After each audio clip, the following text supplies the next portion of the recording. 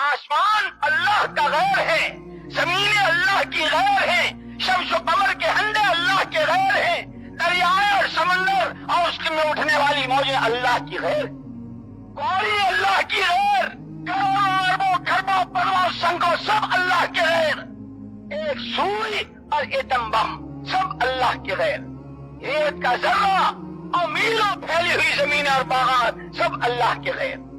تمام انبیاء اور تمام پیغمبر علیہ الصلوۃ والتسلیمات کی پہلی دعوت، لوگوں اللہ کا غیر جہاں جس شکل میں ہے، یہاں تک کہ ان ساری مخلوقات سے گزر کر جبریل اللہ کا غیر، اسرافیل اللہ کا غیر، ملک الموت اللہ کا غیر، میکائیل اللہ کا غیر، ہر ایک اللہ کا غیر ہے۔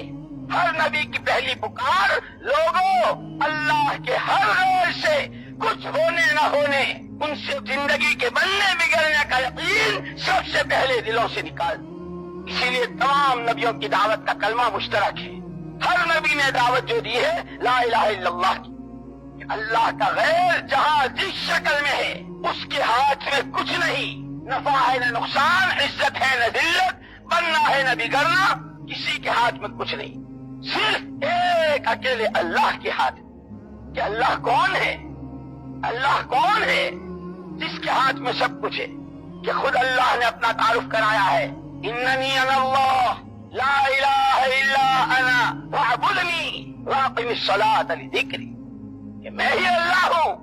اور یہ اس ماحول کے مقابلے میں آواز لگائی تھی جب فرعون تھا، فرعون کے پورے ماحول میں انا ربکم الاعلی، انا ربکم الاعلی، انا ربکم الاعلی، میں ہی ہوں تمہارا سب سے بڑا پروردگار۔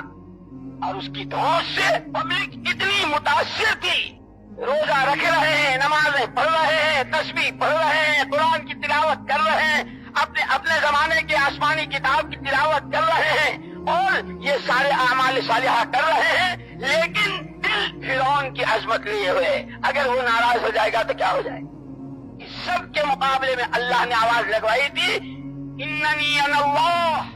یہ اس ماحول میں جتنا جس کو تم بڑا سمجھ رہے ہو اور جس کی بڑائی کے سکے تمہارے دلوں پر جمع ہوئے ہیں، خبردار خبردار، اننی انا اللہ، اللہ تو میں ہی ہوں۔